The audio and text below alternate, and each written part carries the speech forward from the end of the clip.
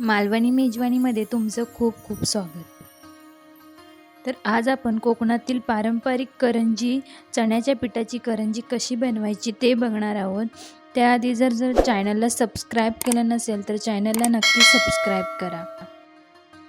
तर करंजी हा महाराष्ट्रीयन खाद्यपदार्थातील एक गोड पदार्थ आहे आणि हा पदार्थ बऱ्याच सणांसाठी बनवला जातो. हा पदार्थ इतका स्वादिष्ट असतो की तुम्हाला तो वर्षभर खावासा वाटेल. हा पदार्थ अर्धचंद्राच्या आकाराचा असतो. ह्या पदार्थात कापलेले सुके खोबरे तसेच सुके मेवे, तीळ वगैरे घालून आनंदी मसाले भरलेले असतात. तर मी इथे चणे घेतले आहेत आणि चणे चांगले निवडून घेतले आहेत आणि ते आता आपल्याला लालसर होईपर्यंत भाजून घ्यायचे आहेत. तर बघू शकता मी इथे चणे आहेत ते चांगले भाजून घेतले आहेत. एक 10 मिनटं मी चणे चांगले भाजून घेतले आहेत. तर हे कच्चे चणे आणि हे भाजलेले चणे तर थोडेसे ब्राऊन होईपर्यंत मी असे भाजून घेतलेले आहेत. तर चणे भाजून झाल्यावर आपल्याला थंड होण्यासाठी ठेवायचे आहेत.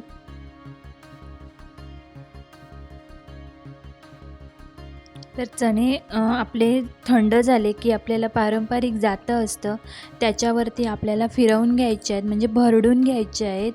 आणि भरडून जर जातं नसेल तर तुम्ही मिक्सरच्या भांड्यामध्ये सुद्धा 1-2 मिनटासाठी आपण चणे फिरवून घेऊ शकतो. म्हणजे काय त्यातील सालं असतील ते बाजूला होतील. तर इथे बघू शकता चणे आहेत त्याचे 2 भाग झाले आहेत आणि सालं पडलेली आहेत. तर इथे मी चांगले सगळे चणे आहेत ते फिरवून घेणार आहे, भरडून घेणार आहे.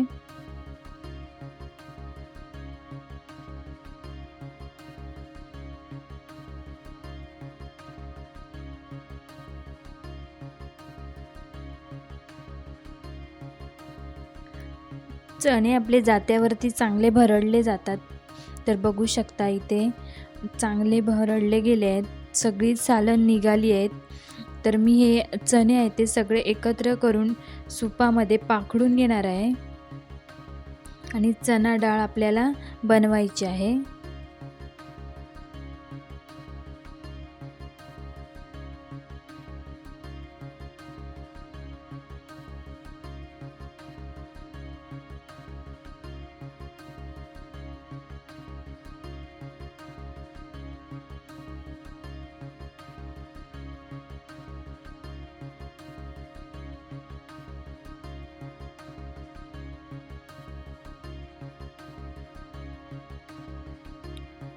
सालं वेगळी करून आपल्याला डाळ घ्यायची आहे. तर बघू शकता मी इथे अशा पद्धतीने डाळ तयार करून घेतली आहे, डाळ चण्यांपासून.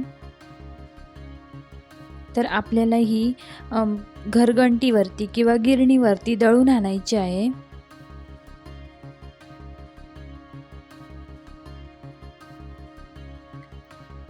तर दुसरीकडे आपल्याला सुकं खोबरं लागणार आहे. तर सुकं खोबरं मी किसणीवरती किसून घेणार आहे बारीक असं.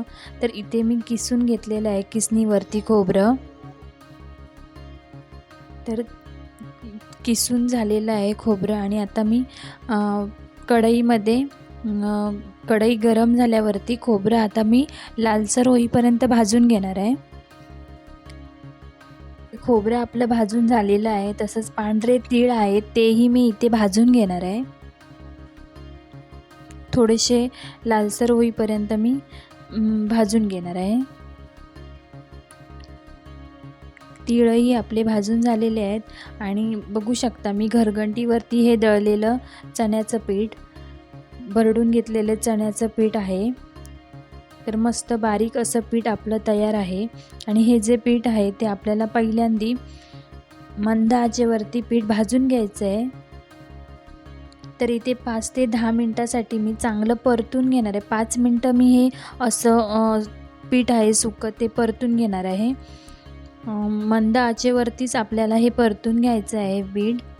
जास्त फ्लेम वाढवली तर पीठ करपू शकतं, त्यामुळे आपल्याला मंद आचेवरतीच हे पीठ आहे ते परतून घ्यायचं आहे. त्यानंतर थोडंसं तूप घालून पुन्हा एकदा 5 मिनटं आपल्याला चांगलं मंद आचेवरती परतून घ्यायचं आहे.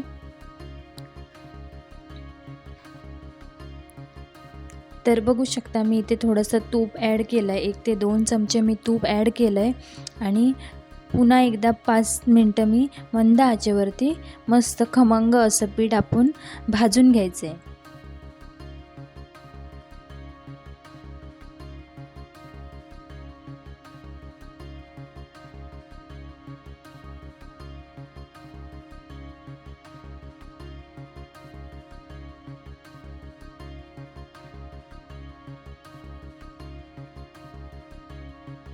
पीठ आपलं चांगलं भाजलं गेलं आहे, बघू शकता असं लालसर दिसायला लागलं आहे पीठ, म्हणजे आपलं पीठ चांगलं भाजलं गेलं आहे.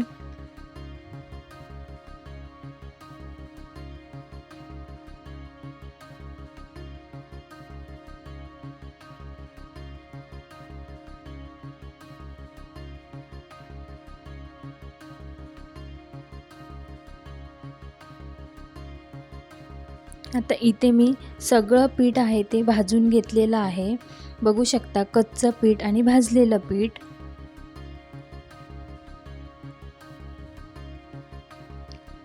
पीठ भाजून झालं. आता मगाशी आपण जे सुकं खोबरं भाजून ठेवलं होतं ते बारीक असं करून घेणार आहे मी. हातानेच मी बारीक करून घेते आहे, म्हणजे काय कुरकुरीत असतं भाजल्यामुळे, ते हाताने सहज बारीक होतं. तसेच मी पांढरे तीळसुद्धा घेतले आहेत. दोन्हीही आता आपल्याला त्या पिठामध्ये मिक्स करून घ्यायचं आहे.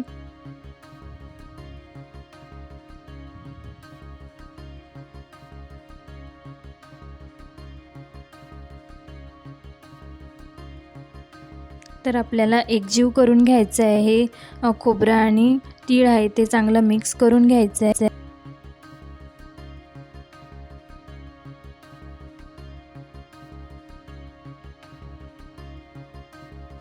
तसंच आपल्याला गूळ लागणार आहे. जेवढं मी पीठ घेतलं होतं, माझे अर्धा किलो पीठ होतं, तर अर्धा किलो पिठासाठी मी अर्धा किलोच गूळ वापरला इथे.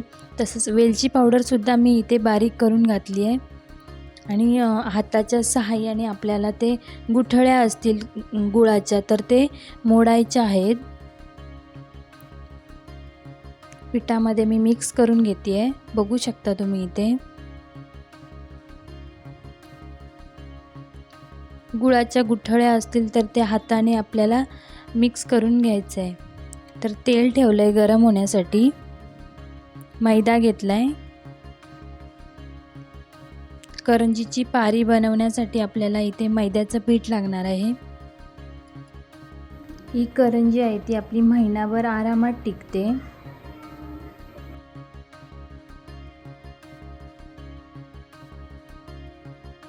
पिठामध्ये आपल्याला चवीनुसार मीठ घालून घ्यायचं आहे.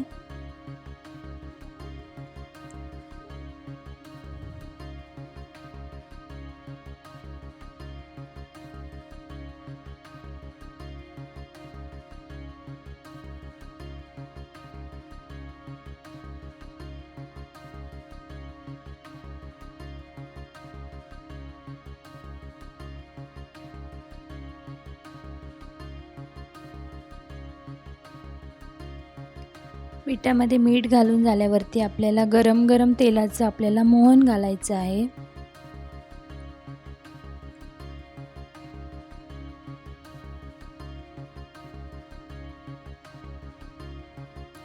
गरम तेलाचं मोहन घालून झाल्यावरती मी पहिली त्याच्या सहाय्याने ते मिक्स करून घेणार आहे, जे आपण मोहन घातलं ते.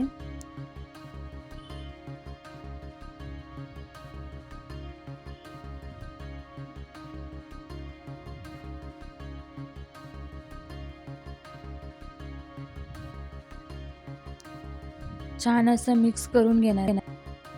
तर हा पदार्थ दिवाळी आणि गणेश चतुर्थीला आवर्जून बनवला जातो आणि हा पदार्थ कोकणातील लोकप्रिय पदार्थापैकी एक आहे आणि बाप्पाच्या प्रसादासाठी हा एकमेव मुख्य प्रकार आहे. आरतीसाठी तसेच भजनासाठी हा पदार्थ नैवेद्य म्हणून दिला जातो. तर मी थोडं थोडं असं पाणी घालून पीठ मळून घेणार आहे. तर पीठ मळताना आपल्याला जास्त पातळ असं मळायचं नाही आणि जास्त घट्टही मळायचं नाही आहे. तर मीडियम आपल्याला पीठ मळून घ्यायचं आहे. तर बघू शकता थोडं थोडं पाणी घालून मी इथे पीठ मळून घेणार आहे.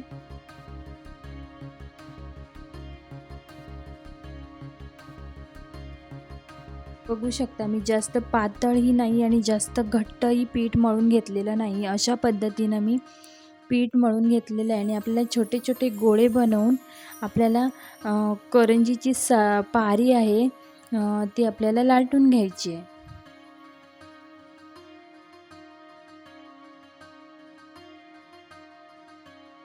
तर छोटा गोळा घ्यायचा आहे आपल्याला आणि पातळ अशी करंजीची पारी आहे ती आपल्याला लाटून घ्यायची आहे. करंजी तळण्यासाठी मी इकडे तेल गरम करत ठेवलं आहे. एवढ्या साईजची आपल्याला पारी लाटून घ्यायची आहे, पातळ एवढी. बघू शकता तुम्ही इथे.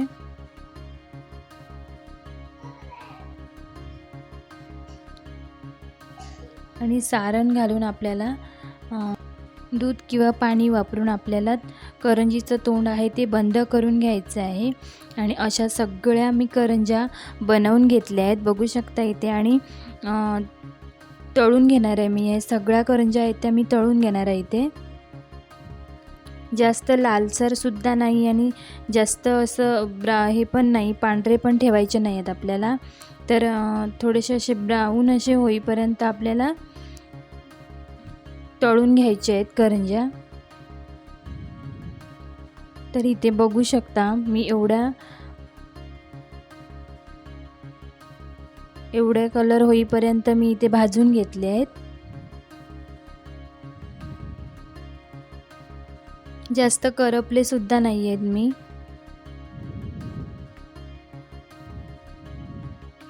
मीडियम फ्लेमवरती आपण गॅस ठेवला तर आपल्या करंज्या करपणार नाही.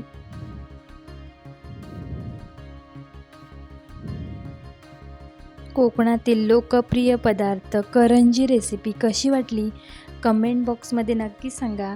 व्हिडिओ आवडल्यास लाईक करा, शेअर करा आणि चॅनलवर जर नवीन असाल तर नक्कीच सबस्क्राईब करा. असंच पुन्हा भेटू नवीन व्हिडिओसोबत. धन्यवाद.